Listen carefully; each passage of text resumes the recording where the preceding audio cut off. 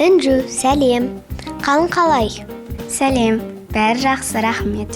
Інжу, сен кішкене кезінен камераға ән айту және би билеуді жақсы көресің. Камерада еркін ұстаудың сыры қандай?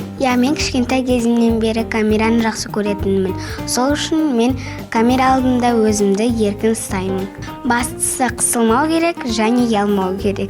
Інжу, сен өзіңді қалай дамытасың? Мен мектептен бірінші орын алған және биден солай мен өзімді дамытамын.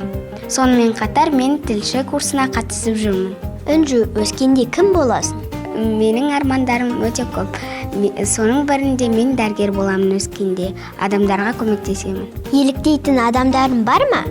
Әрине. Менің еліктейтін адамым бар. Ол Төрағали Төрәлі.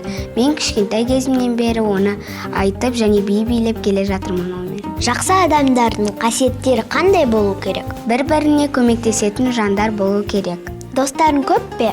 Нағыз дос қандай болу керек? Әрине көп.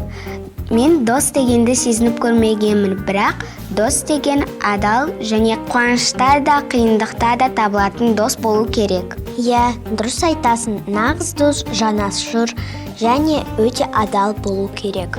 Інжу, сен қандай нәрсеге таң қаласың? Әлемде өте көп қызықты нәрселер бар. Соның бәрін білгім келеді. Ал сен неден қорқасың? Мен өзім жалғыз қалудан және қараңғыдан және жыланнан қорқамын. Қандай байқауларға қатыстың? Қандай нәтиже бар? Мен алдағы уақытта көптеген сайыстарға қатысамын және жеңемін деп ойлаймын. Інжу, сұхбатына көп рахмет. Ал сіздермен болған мен Қарақат және Інжу. Сау болыңыздар.